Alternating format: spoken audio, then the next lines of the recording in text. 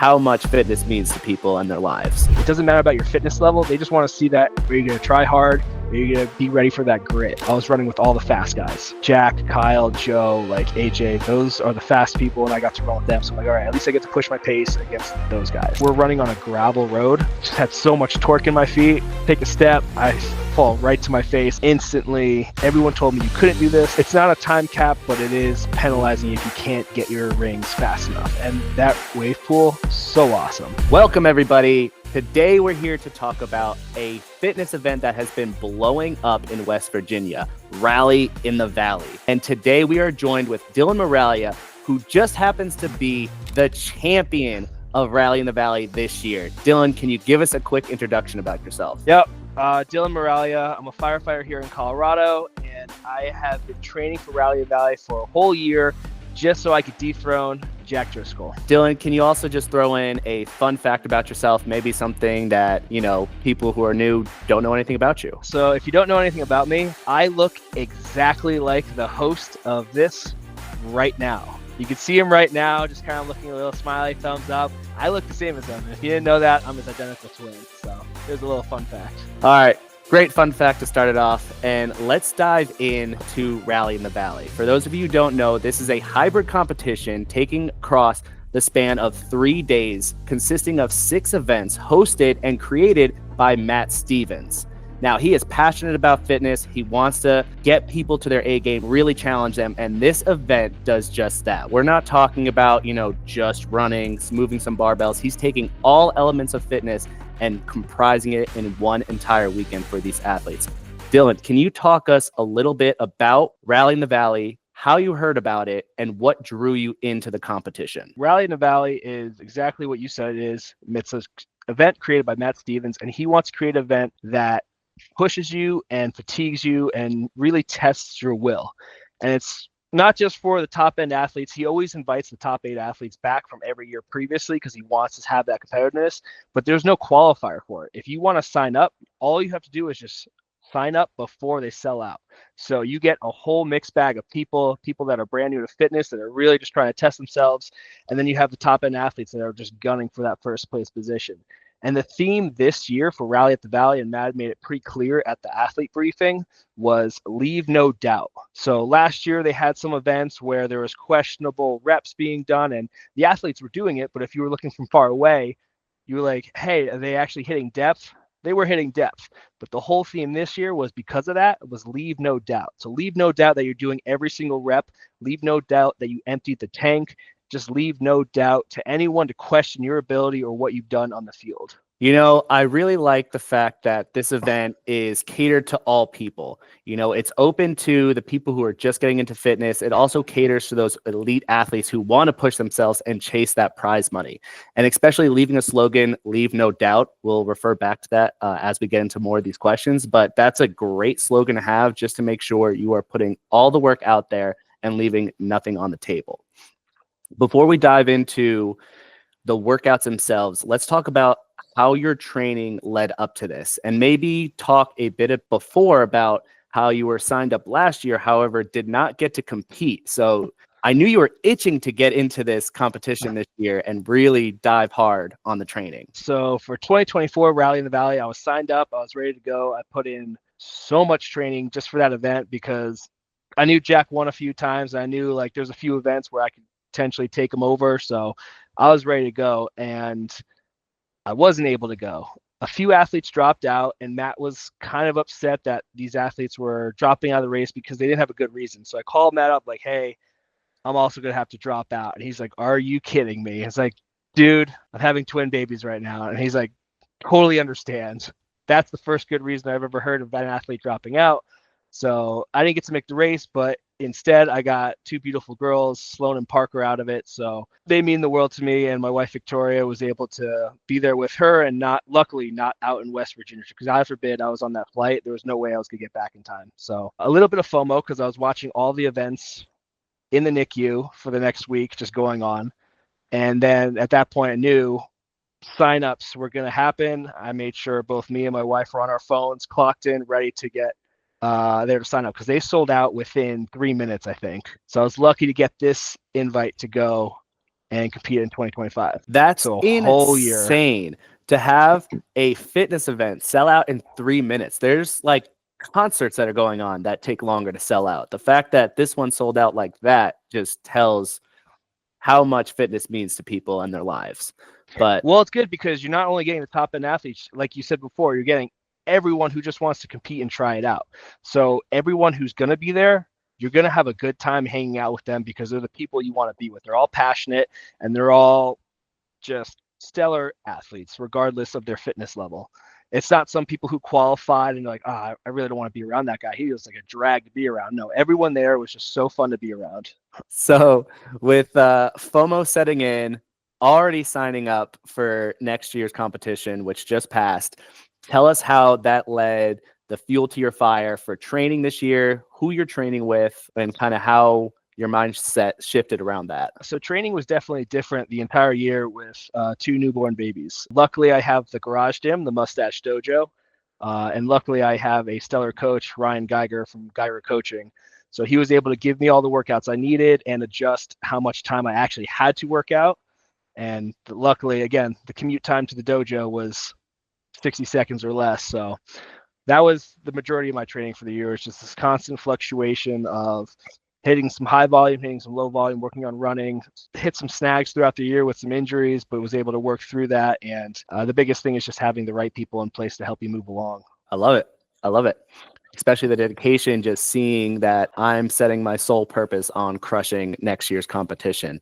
And with that being said, the competition now passing, let's walk through the events that you had to endure over the 3-course day of competing. Oh, the funny thing about these events is I'm pretty sure most of them were supposed to be surprises.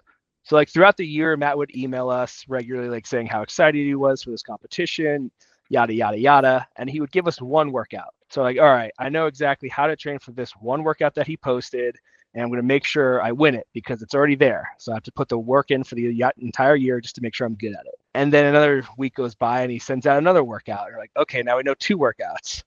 And then a month goes by and he sends out a 3rd workout. And I'm like, are you kidding me? Like, I thought everything was going to be a surprise. And so I ended up DMing him like, hey, like, did you just like write a workout?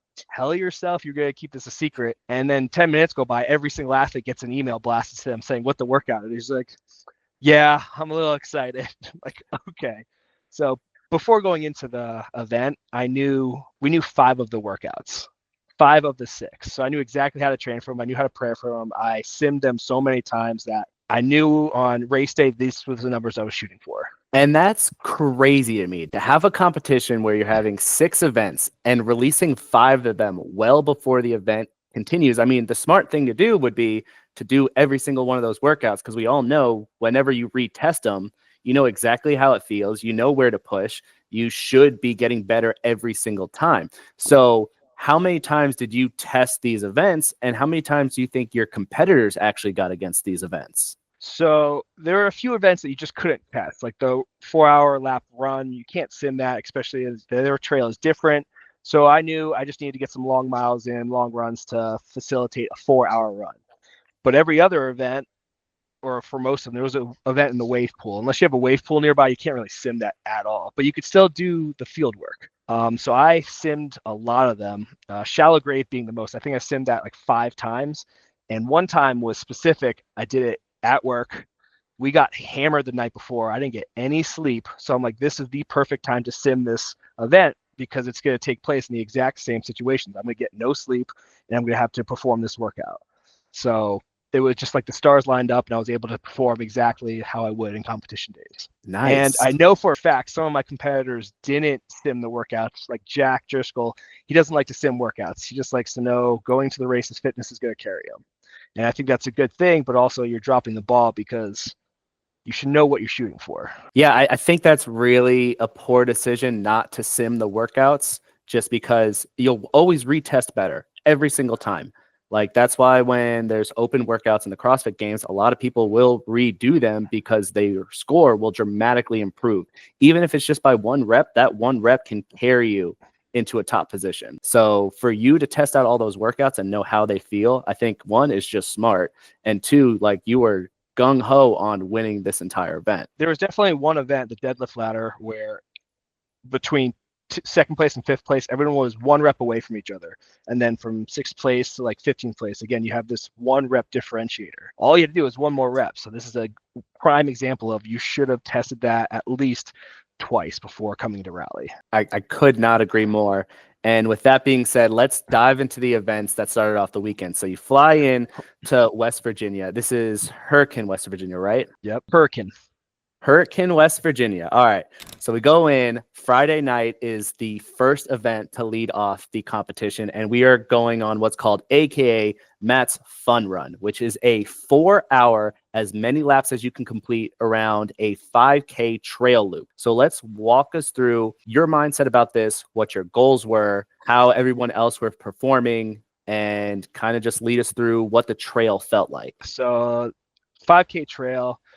Single track pretty much for most of it. A little technical, like I'm from Colorado, so the technical trail run was really beginner level, but there was one technical downhill portion and about 450 feet of gain throughout the entire lap.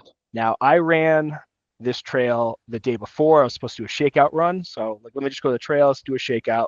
I had another competitor there tell me his time. So I'm like, okay, whatever. I'm not going to think about it. And of course that goaded me into going faster. So I took the uphill easy and then started just bombing the downhills. I did that trail run in 25 minutes and like 30 seconds. I'm like, I went way harder than I should have. That's fine.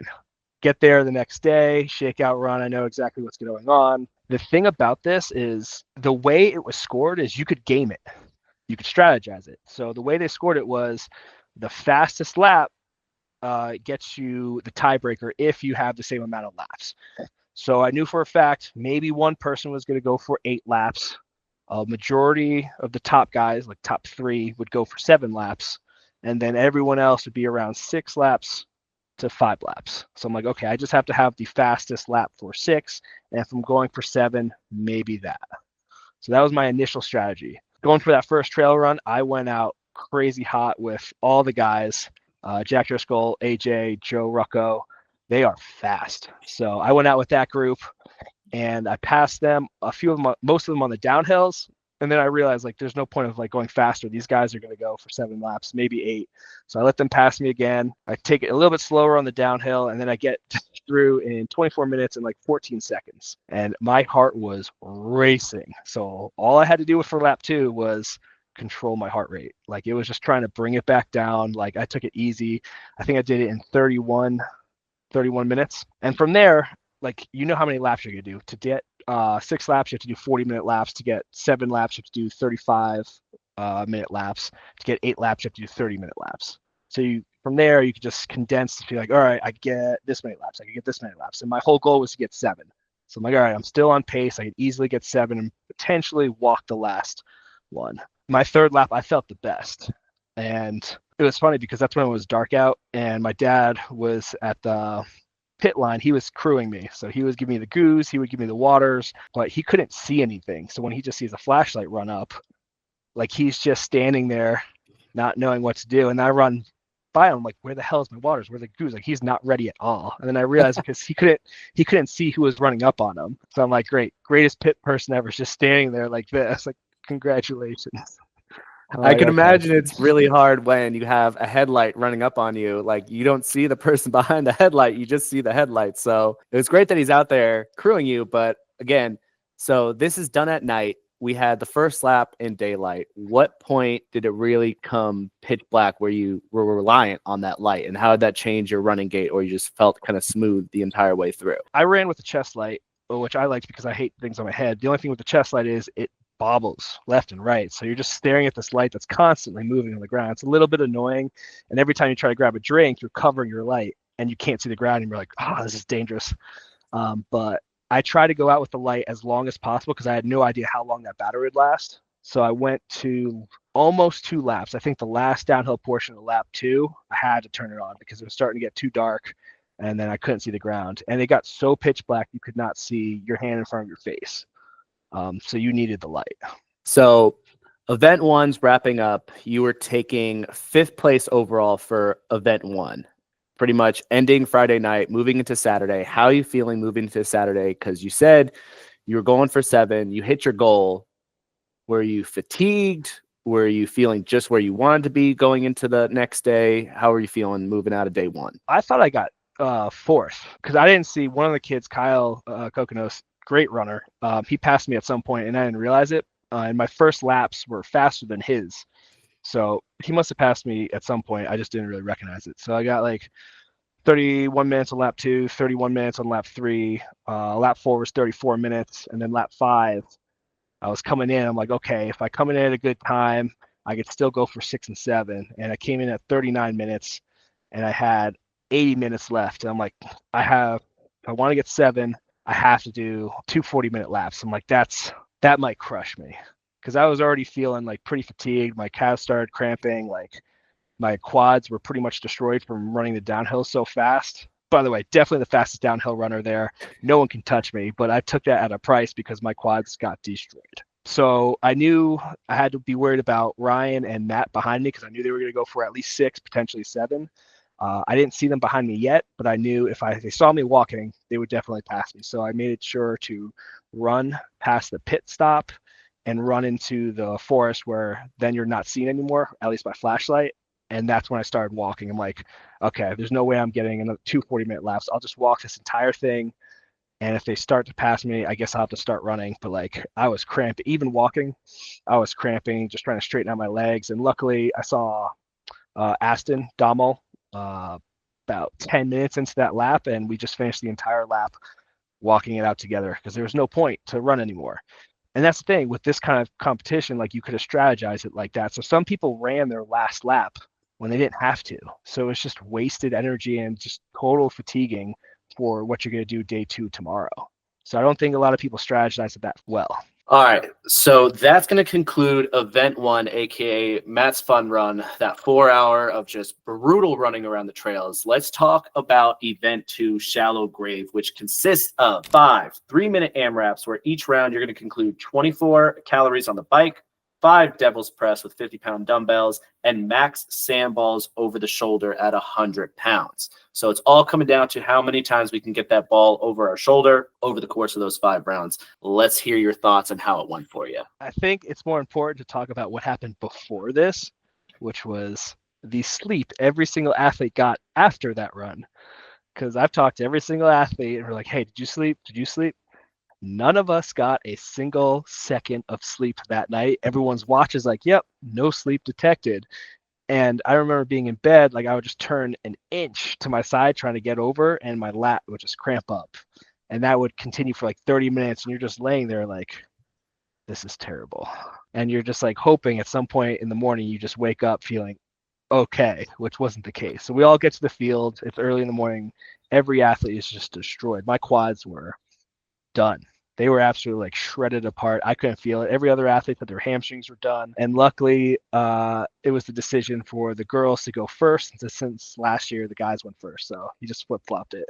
So luckily, all the guys were like, yes, we get to rest and watch the girls go. And it was kind of bittersweet because it just got hotter throughout the day. So we're on a turf field and it is baking in the sun. And Matt had a great idea. He had all of the assault bikes in the center ring of the soccer field circle face each other so you could just see your competition. And the cool thing was, since I did so well in the run, I was in the last heat and I was able to see what other of my competitors would get throughout each heat. And I was really worried about Kevin since he's amazing on the assault bike, and Aston since he's just so strong. And Kevin, when I asked him, did you do a sim of this? He's like, oh yeah, 2 rounds. I'm like, oh buddy, you don't know how you're going to feel until round 4. Okay. So he went out so high. I think he got 26 or 27 reps in round 1. And I saw that. I'm like, he's either really going to crush this score or just blow up. And I just saw it every round, less reps, less reps, less reps. I'm like, okay. I knew that was going to happen because I did the same thing in the sim. When the first time I ever did the sim, I did 25 reps thinking I was going to be okay, easy hold, and just blew up. That is why it is so important to test out these events, especially if they give them to you. They're spoon feeding you the workouts. Yes. Test them. Yeah. So it was definitely like you learn. And I learned that and I saw it happen in the event. I'm like, oh, buddy. And then Aston did the same thing. He tested the workout multiple times. He knew what to get. And I guess he just felt good. And like he went for 26, 27 as well and blew up. Luckily, he still finished strong. I think he finished with like 91 reps or something. So somehow, without blowing up too bad, he was able to manage and hold on. I think that's incredible. So you're in the last heat. You know everyone's score except obviously the people who are in the heat with you. Right. How are you feeling going into round 1, 2, 3, and when you knew you started accumulating all those points? Luckily, I had my wife behind me, like screaming out my reps and the reps of Jack and Matt, the two people I was actually worried about. So first round, I got through 20 reps, and I looked at the clock. I saw 30 seconds on the board, and I'm like, I'm not going to do anything. I'm just going to take the extra rest, stand here, and not blow up. I went too fast on the bike or something because I'm like, okay, this is too much time. So it gets down to like 5 seconds. I'm like, I'll just do one more. So I did 21 reps. And then I think Jack did 18 and Matt did 19. And apparently, I didn't know this, but Jack out loud said his score. Like, oh, I'm just going to hit 18s every rep. And Matt heard that and said, okay, I'm going to hit 19s. So round 2, I hit 20 again. Felt great. Round 3, starting to feel fatigue. I only hit 19. Round 4, hit 20 again. And round 5, like I am dying, but I'm like, I just need to go. And I hear Victoria behind me was like, he's still going. He's still going. I'm like, yeah, but I don't know what rep he's on, this and that. I'm like, I'm pretty sure I'm still ahead. So I just kept going, and I finished with 21 reps to make it a nice 101 number. Luckily, they weren't even close. They were at 93, 96. So I had plenty of buffer space to like not go out as hard as I can. But like to the theme, leave no doubt. Like that's probably as hard as I could have gone on that event for that day. Hell yeah, that's awesome. So taking event 1 with 5th place, coming into day 2 on event number 2, hitting 1st place. So now we're getting some good distance on the leaderboard here. And let's move into event number 3, which is our hinge pin. This is a deadlift ladder. You have 30 seconds of work at each bar, and then you have 30 seconds of rest. The bars are going to vary from 225, 275, 335, 405, 455, and ending with a 500-pound bar. Winners are determined by the most weight lifted overall. So tell us about how hinge pin worked for you. So I mean, all day 2 workouts I knew were built for me. I'm great with the sandbag and I'm great at deadlifting. So those are the 2 workouts in specific that I wanted to get first on. Like that was my go-to, like no questions asked. I'm getting first on these workouts. So again, I did the sim and I know how I felt during the sim. So I told my dad, like, just give me the numbers as I walk up to the bar. I'm going to either hit the same number as I did in training, or I'm going to try to get 1, maybe 2 more reps. And I know that's going to be good enough to beat everyone else's score because it's already good enough to beat the scores from last year. So if anyone got better, I have that buffer zone to be a little bit on edge of like maybe I could still hold on. I had ammonia salts taped to my belt. So just every bar I could just rip one and just go to work. And that first bar, 225, and I told everyone my strategy. I'm like, you are going to make all of your points because it's weighted by total weight. So they just score up your entire thing. And the 500 bar pound is actually counted as 750 because they wanted to incentivize people to lift the 500-pound bar. And I told people like, hey, just go ham on the first 3 bars and potentially as much as you can on the 4th. That's where you get all your weight. That's where it's going to count the most. Like, don't worry about trying to save yourself. I told everyone my strategy. Like, that's what I was going to do. Some people didn't do that. Some people should have done that. It is what it is. But I remember that first bar, I was going faster than I was in training. I think I hit 28 total. But then there was a judge standing diagonally from me that who wasn't my judge saying, hey, that's a no rep. That's no rep. He's not standing up all the way, but he was at an angle. He couldn't see me standing up past hinge line.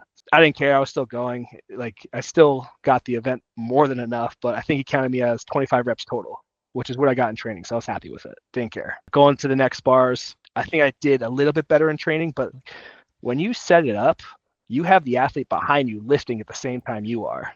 So you're just moving forward on the bar ladder and there's someone behind you and you could hear their bar just bang, bang, bang. It's like, oh, I think he's close to me. So you just pushes you to keep going, keep going, keep going. And then my strategy for the last bar, the 500, I was going to take the entire rest, wait up to the last 5 seconds and just lift it once. But everyone is just screaming at you to like, go, lift, do this, do that. And the music is jamming. It's like a war room in there. So that strategy didn't work out. I just went, I think I took 15 seconds of rest, then lifted.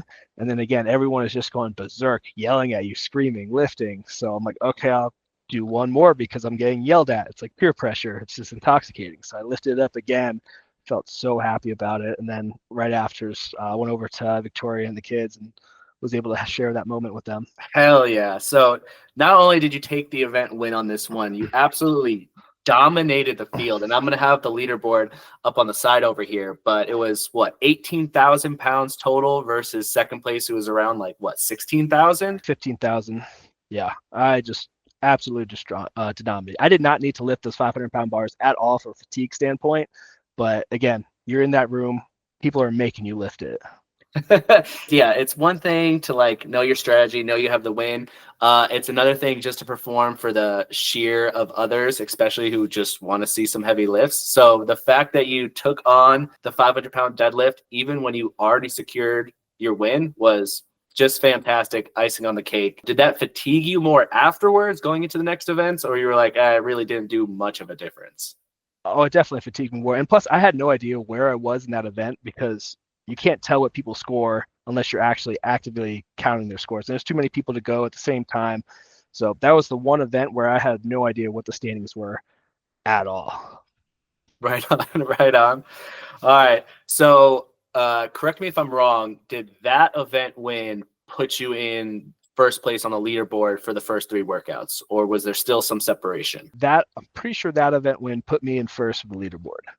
Hell yeah. So, finishing three events, going to the fourth, you have to be feeling really good, especially with our fourth event coming up, Under Fire, something that you're very good with, using handguns and running on top of it. You have to be feeling good. Yeah. So again, day 2 was events for me. Like I knew I was going to perform well, and that event, I was uncertain if I was going to get first or not. I knew I was a good shot because Victoria is a firearms instructor and she taught me how to shoot, but I'm not the fastest runner. And so there's this thing of like, okay, am I going to be able to run fast enough and shoot better than everyone? Or is everyone just going to get lucky and shoot really good and still run fast? So it's kind of like this unknown.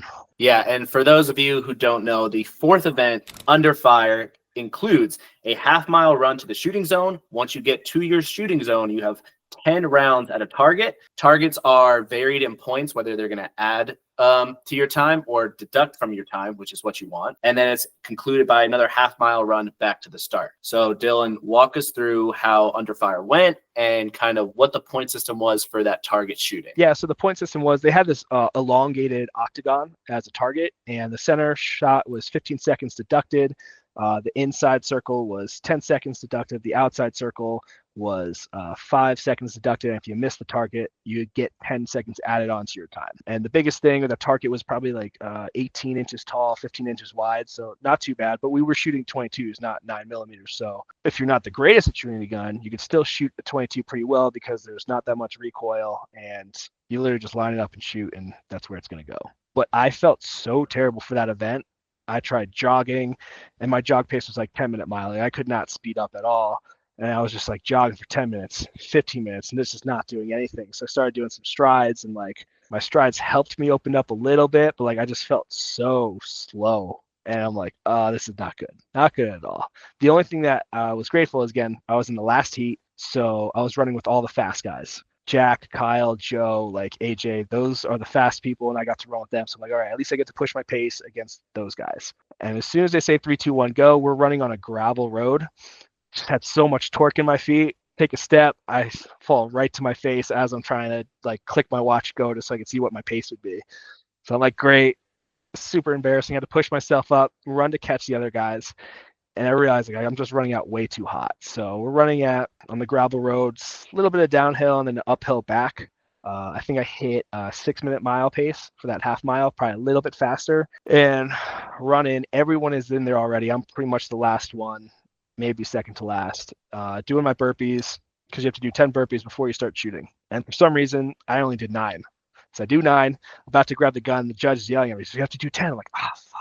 All right, so do my 10th burpee, grab the pistol. I'm definitely the last one to shoot, but everyone I saw prior was taking so long to shoot. They would line up their shot, take 10 seconds, and then shoot.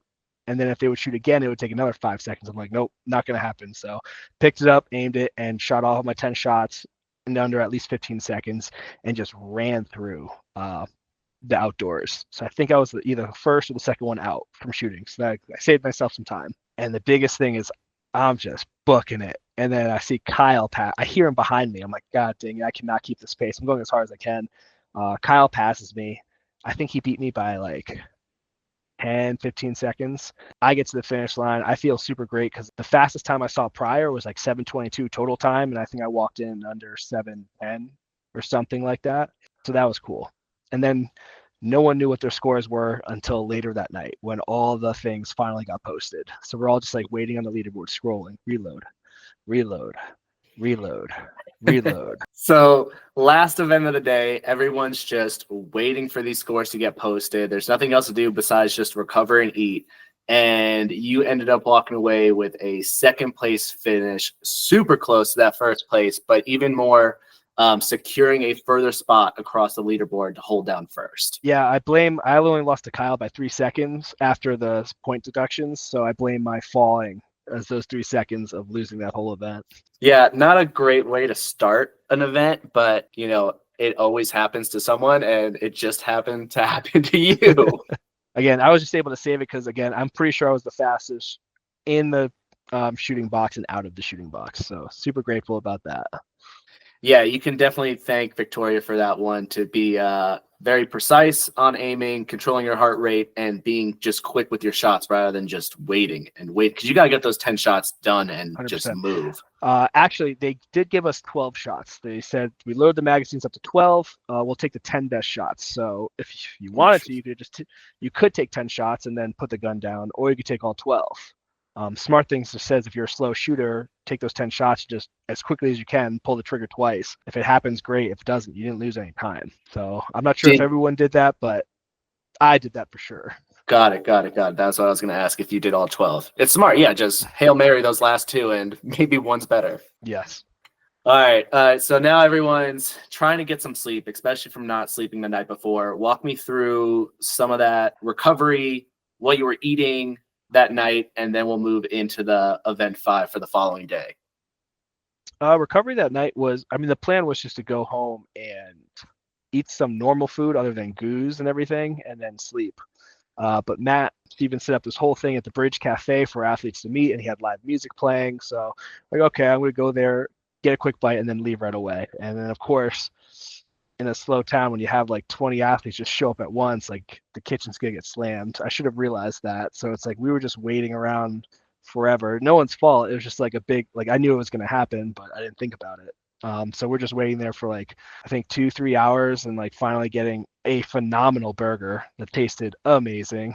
Yeah. So as soon as I got home, like there's no time to do any recovery. There's no time to do anything. It was just like get in bed and try and sleep. And the same thing happened. Like you're just staring at the wall. Your heart rate's still too high to actually fall asleep. So I think I got an hour, 2 hours in that night. Oh man, that's unfortunate, but it just goes with competition. Sleep is usually just going to go downhill. As long as you're eating, you're going to be good. But this is moving into the last and final day of competition with a very unique event that I don't think anyone has had before. And this is going to be our bob and weave. And what makes this really cool is they actually implemented a wave pool. So if you've ever been to a water park, you know those wave pools that just create the waves. They actually had to dive in, retrieve 3 dive rings. So you had to go underwater, get them and move back. And then 1 shark, believe, and bring it back to your area. So let's walk through the first part of what this event entails and how unique it actually is. It was one of the coolest events. It's like your childhood. It's like your parent throws in a quarter in the pool and you just go run and chase it and get it. So it's like a dive retrieval. So it was a wave pool, and all they had were 3 small little hula hoops this big. Retrieve it from the dive pool, throw it in your hula hoop, and then run back and get the other 2. And then as soon as you're done in the pool, you run across the parking lot to get to the soccer field, and that's where they had their sandbag set up for the sandbag portion of the workout. And the way they set it up was you only have 7 minutes in the pool. So if you get time capped, you're not actually done with the workout. You just leave the pool and go to the field to do the rest of the workout, and then you get your time. So it's not a time cap, but it is penalizing if you can't get your rings fast enough. And that wave pool, so awesome. It actually makes getting the rings slightly easier if you do it right. So I saw people before me that they only throw out enough rings that there are people for. So if you're slow and you're one of the last 2 people, like you're searching for your rings, and it takes a lot longer to locate and track those rings. And I knew in my group I had a bunch of swimmers. I'm like, this is not going to bode well for me, because if I can't get my rings fast enough, I'm going to be the one stuck looking for these rings when there's only like 1 left. So yeah, so luckily 3, 2, 1, go. I run out, and instantly everyone told me you couldn't do this. Like as soon as you get to the black line, that's where it gets deep. I put my head under just to see where the rings were, and everyone's like, "Oh, you can't spot them." And I think that's BS because I saw every single ring underneath the water where it was, and I just so happened one was like right in front of me, so I grabbed it, went back right away. And as I'm running back to the water, people are just starting to swim back with their first ring. So I'm like, sweet, I have an awesome lead right now. Swim out to the deep end, and if you do the wave pool right, it's going to apex. And if you spot your ring, as soon as it starts going down, that's when you want to dive. Because then if you dive at that point, you only have to go 4 feet down underwater to actually get the ring versus waiting to the top and then diving 9 feet to get the ring. So I just got lucky, timed it out perfectly, reached in, grabbed it, and did that again for the second ring or the third ring. It just worked out in my favor that I watched other people do it, I paid attention, and put that into effect. That is really cool because a lot of times when you go into competitions, you have to adapt. And going into a situation where you've never been, where these are man-made created waves, that you're able to kind of be like, hey, if I just wait, you're cutting out distance. 4 feet is a lot easier to reach under rather than 9 feet. Like, that is fantastic that you saw that right away and implemented it on the spot. So the fact that you were in and out of the water, getting your rings is great. This whole workout was about adapting because the next part of it was going to the field, and what you had to do, you had to tie a knot. You had a 50-foot rope, tie a knot onto one sandbag, tie a knot on the other sandbag, and then you just drag the rope backwards to a line on the soccer field, and then you have to pull the bags to you. And when you get the bags to you with one sandbag, you do 30 overhead presses. Then you drag them to the next line, do 30 reverse lunges, constantly switching the bag over your head. And then the last one, you drag the bags back, do another 30 overhead presses, drag the bags to the last line, untie them, and then farmer carry them to the finish line sprint. So everyone was trying to like work on the knots beforehand. I already knew the bowline was going to be fast, and I already knew how to tie it without letting go of the rope. So I could tie my bowlines in 5 seconds. But with all the practice, I saw people putting in like a slip knot. So you could just easily pull it and it comes apart and you don't have to worry about it. I'm like, that's actually pretty smart. And because I saw someone do that, I'm like, can I do that with my fast 5-second tie? And I'm like, I did my 5-second tie, and you could fold the rope a little bit and add a slip to the bowline. So I'm like, this is a no-brainer because now I can just pull it out and I have to work on that. So you have to adapt to the situation and see what other people are doing and see if you could change your game plan day of without having any hiccups. Nice. So pretty much just dive retrieval, get to the field, get through a bunch of grunt work. How did you feel moving into this event, especially when it was the last sandbag portion? What was is it just move at that point, like get it done quick, or did you have like a pace strategy? Well, I thought this whole workout was going to be kind of like a wild card because I had no idea how I was going to perform in the water. Luckily, I just adapted to everyone's feedback and I knew exactly what I was going to do. And I visualized it, so there was no guesswork there. Like I just did exactly what I had to do. As soon as I'm running out to the field in the parking lot, like I hear someone's behind me, and it was Jack behind me. So as soon as I'm running to this field, it's like, okay, this is just grunt work. Just go as fast as you can. I know these are fast. I know it's sandbag work, and I'm quick with sandbag work. So I had no issues. As soon as I'm tying my knots, Jack tied a clove hitch, which is a little bit faster. So he was off to the races before me. And Jack was way faster at dragging those sandbags than I was because my quads were like shredded apart, like Swiss cheese. I could not move. He gets to the sandbag overhead presses before me. I'm moving as fast as I can. Once I get there, I catch him because my sandbag presses are just quicker and I'm stronger. He's lost a lot of muscle mass. We've asked him is calling him a little boy all weekend. I concur.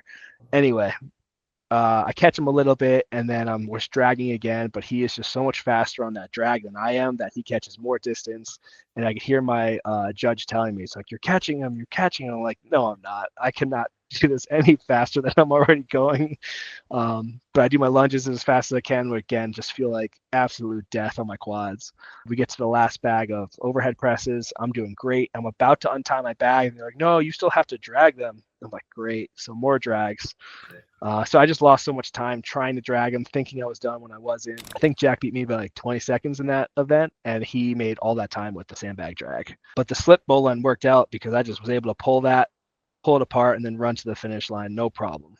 So At that point, I had no idea where I was compared to the rest of the field or the other heats. I just knew that I was super close to Jack, so I had to be somewhere in the top. Yeah, and with that being said, that was a second place finish for event number 5. So you still have a phenomenal lead on the leaderboard for securing first. Absolutely. Yeah, I was very stoked because I was worried about Matt getting super close, and I knew Matt's score was just getting closer and closer to mine. Um, so I just got lucky in the pool and knew exactly what I was doing. But yeah, just a dominant performance on the leaderboard at this point. Nice. And with that being said, those are the 5 workouts that were released to everyone prior. Now moving into event number 6, this is where it was a surprise. So let's hear your thoughts about what you were thinking it was going to be and then what showed up. So yeah, the last workout was a surprise, but we all knew it was going to be mountain bikes because Matt had the company, their West Virginia company in Hurricane, that sponsored the event. So we knew mountain bikes were coming back this year. We didn't know how long we were going to be riding. We didn't know the time domains, but we knew mountain bikes were in it. And then the night prior, Matt put in everyone's group chat a picture of the barbell. He's like, "Oh no, all the barbells at the gym are gone." So we knew we were doing barbells with this workout, and I kind of had an idea that we were going to be in the soccer field, doing some sort of barbell ladder with thrusters, and I was thinking burpees on the bar because there was hints and previews of like workouts going on his Instagram page throughout the year of that. So I knew I didn't want to do thrusters. I couldn't squat down. Like it just hurt too much. But I knew it was coming. So he calls the event Icarus, gives us the whole backstory on how Icarus was given wax rings. And then he flew too close to the sun. They melted and he fell to his death. And he's like, that's exactly how you're going to feel during this workout. And he told us what the workout was, which the bike loop was around the park, less than a mile. You get on the field, you're doing 10 thrusters and then walking lunges to the next set of cones. You drop the bar, go out for another bike lap, do 10 thrusters, walking lunges to the next set of cones, do a bike lap, do your final set of 10 thrusters, and then turn around, return to the start of the field, drop the barbell, do a bike lap, and then you're sprinting to the end of the field as your finish line. Yeah, so that's a pretty meaty workout in itself. You got 4 total bike laps that are almost at a mile. You got 3 rounds of 10 thrusters, so you got 30 total thrusters, and you got a whole bunch of sprinting that was going on.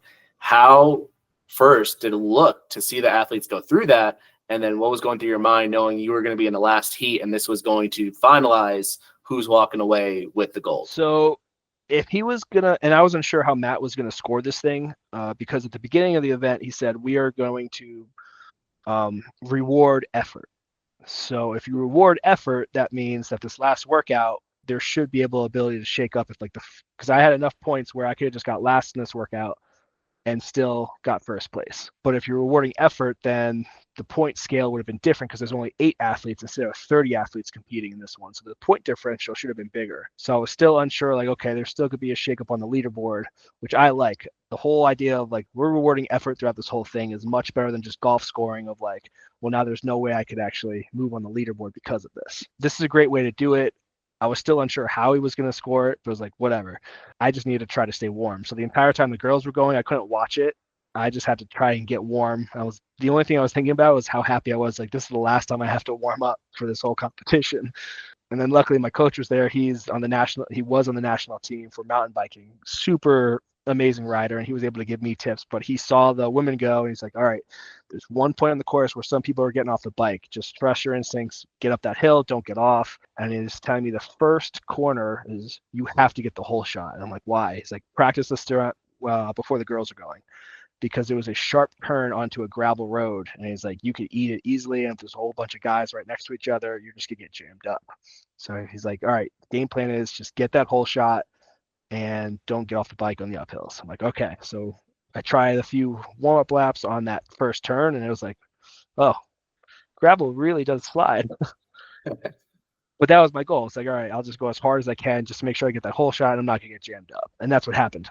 3, 2, 1, go. I immediately sprint out as hard as I can just to because we're going downhill at a fast clip, and I know people are going to be hesitant on the bike, so they might slow down. I just wanted that whole shot as fast as I could, made the corner. I'm in first. I was in first the entire lap up until the very end when you're about to pass off your bike. Matt got off before me and handed off his bike. So I was in lane 2 for the rest of the field work. Not feeling good at all. Each thruster was just more terrible than the last one. It lit up my back. So when I got back on the bike, I couldn't ride. Like I was very comfortable with riding, but I knew at that point just couldn't sit comfortable. My whole low back was just blowing up at me. I think I had a few more people pass me, so I finished 5th overall in that event. Were you? So I know you're super fatigued, definitely feeling it from the legs, low back. But was there a point where you were kind of celebrating, maybe moving into that last bike lap, just because you would have scored well enough to secure it, or were you just kind of worried the entire time just because the point system was unknown going into this last workout? Oh, I was definitely worried the entire time, and I thought I could catch up to those other 2 guys. I just had nothing left in the tank, and I had no idea how far back the other guys were. So it was just constant, like, oh, I can't let off the gas at all. No, yeah, it was a 5th place finish, but like it was constant effort the entire way through, like to the best my body would let me do it. Beautiful, beautiful. Again, back to the slogan, leave no doubt, just continuously working. So concluding with that 5th place finish, winning up overall, how long did it take for those results to come in? And let's walk through the award ceremony. Yeah, the results were pretty quick because as soon as the race was over, I think we were all just like relaxing. I think at one point Ryan told me, it's like, yeah, you won it. So we were all just waiting around. I think in like literally 30 minutes we knew what the scores were, and we were all just sitting around for the award ceremony, talking amongst all the athletes, saying like the best parts of the weekend, this and that. And like it was just surreal. And that we were all excited to get some real food.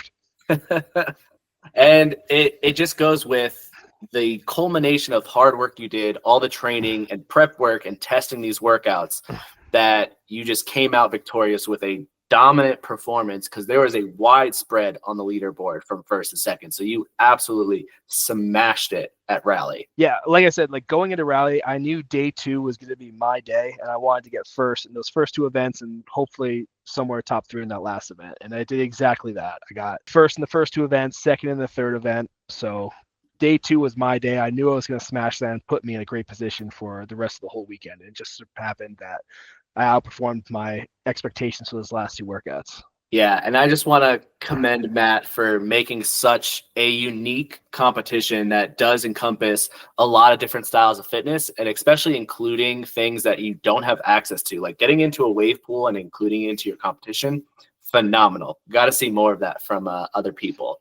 And especially this is a local competition. This isn't a big branded, spectacle. This is Matt putting it on by himself, getting some help with some other sponsors, but he created and envisioned this entire weekend, and he really wants to put people to their test. Yeah, he took Hurricane and showed us what Hurricane was. That wave pool was there. He used it. The whole mountain trail system that was built out there on Meeks Mountain, beautiful trail. Even though we could only see it for the first lap, it was just a great time to just disconnect from everything and just do your thing.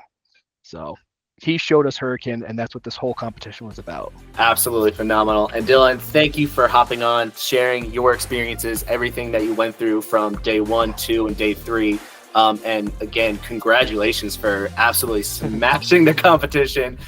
Having to miss out on it the first year, you really wanted to compete, but coming back and staying strong with that foresight, knowing that this was going to be your time. Yeah, I think that deadlift score, pop-up deadlift score, just shows how much I was ready for this competition. Like, there's no doubt. I was ready. Hell yeah. And for everyone watching, this is your firsthand experience of how that competition went. If you're looking to test your fitness, check out Rally in the Valley if they haven't sold out already. But definitely follow along and see what they have coming up. Dylan, do you have any final words or any trivia you want to give about yourself? Basic thing is, like, if you have the ability to get to West Virginia to do this competition, do it, because you're going to be surrounded by amazing athletes. You're going to leave that place with more friends that you went in. And again, it doesn't matter about your fitness level. They just want to see that you're going to try hard, you're going to be ready for that grit. That's it. So if you want to push yourself, that's the place to do it. Rally in the Valley. You don't have to be super fit. You can be a stud athlete. It's a place for everyone. I love it. Beautifully said. For that, everyone, take care. That is the end of our talk about Rally in the Valley. Take care, everybody. Later.